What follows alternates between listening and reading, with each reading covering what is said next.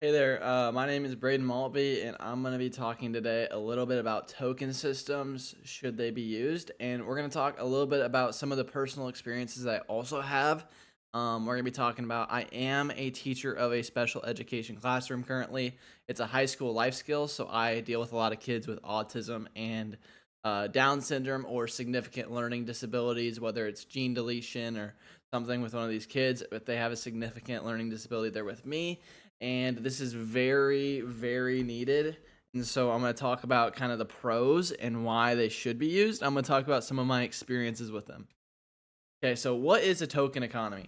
So a token economy is a behavior management plan that gives students rewards as tokens for good behavior. And whenever the students have good behavior, then they're exchanged for a preferred item or an activity later. It works by giving students tokens for the wanted behavior in the classroom.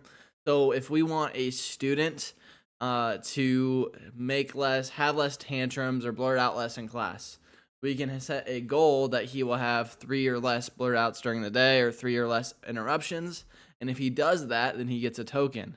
And the token could be, let's say that this kid's name is Nick, and Nick really, really enjoys Chromebook time at the end of the day. And so if he gets all of his tokens throughout the week, then on Fun Friday or on Friday, he gets to end up doing during that class.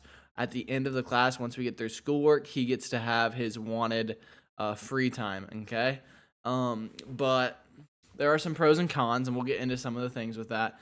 But it's really good for special education, but also in a general education setting to encourage the behaviors we want as teachers. For example, collaborative work. Collaborative work is a great way to kind of encourage some of these general education students to branch outside of their comfort zone.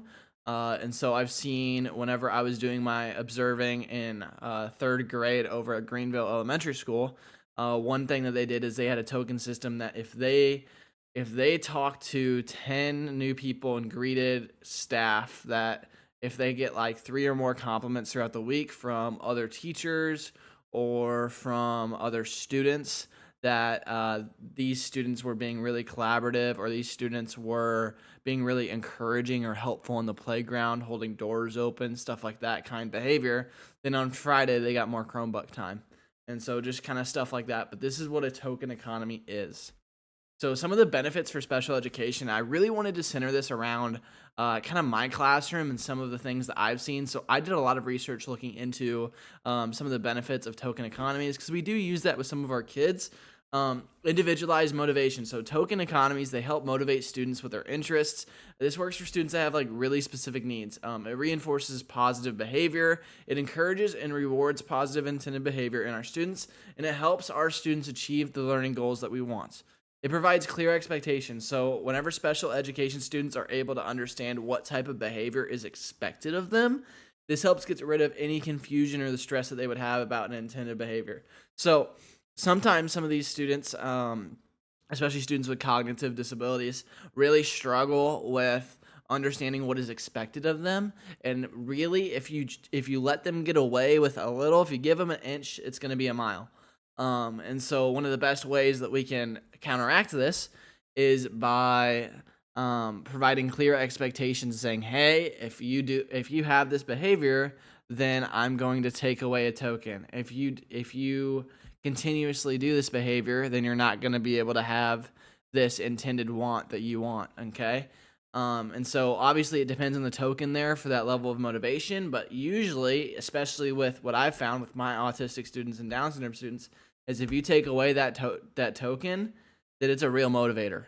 It's a real motivator. So it's pretty awesome. So benefits for students with autism. So visual reinforcement. So token systems, they help students with autism visually understand and get reinforcement. So like I said earlier, it's something that they understand and that they can visually see. And whenever they do not get the intended behavior, they visually see the taking off of the token, which usually then there's a tantrum or there's some type of thing with it. But that's something that the student put on themselves because of the behavior that they did. Reduce anxiety. It's clear, predictable rewards decrease anxiety and support in a structured learning environment. That's from Helm. And so research says that whenever we give students rewards that they understand, that it helps get rid of some of that anxiety that they have in class. Promoting student independence. Students are motivated extrinsically to work on their own and be well behaved because of the token that they love. Pretty simple. So obviously the token system doesn't really help with intrinsic motivation. It's more extrinsic. And so that is kind of a flaw with it. But when you think about, especially on the special needs side, it's really hard to get some of these students to have intrinsic motivation. And this is the next best thing. Benefits for students with Down syndrome. So I have a couple kids with Down syndrome in my classroom, so I wanted to kind of go in depth on how it is. So goal setting. Token systems help them set behaviors that are leading towards a goal, and it can help students with Down syndrome work towards intended goals that they have created. Increase focus. Down syndrome, they get more immediate feedback from the token system from their behaviors, and they're able to comprehend what is good and bad based on the loss or the addition of the tokens. And they have increased engagement. So the threat of losing tokens, it leads to better engagement in class. And so it helps them stay locked in. I mean, a lot of times they'll be dozing off, and you can just threaten them about losing that token, and usually they respond pretty well. Social skills and their development. So we can encourage our students socially. So like we can make token economies that encourage our students to work with other students and communicate with others. This is kind of what I started a little bit earlier when I was talking about the 3rd grade example at Greenville Elementary School. Encouraging positive peer relationships. Shared token goals for classes. So again, that was kind of the talk about the elementary school. And then improving our students' communication skills. Students can work on communication when talking about the token system and talk about, oh, we got to do this to get this token. So it works all around. Practical benefits for us as educators is it's easier to manage a classroom whenever students are extrinsically motivated. It helps kind of have a good classroom environment, but it can struggle with students to self-motivate.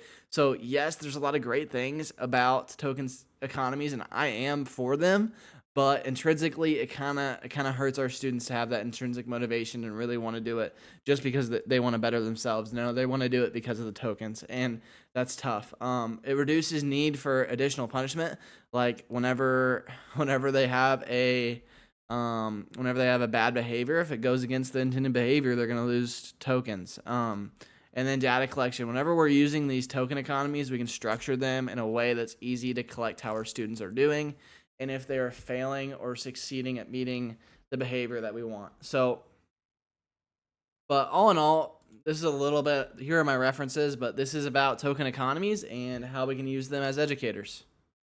Thank you so much for watching.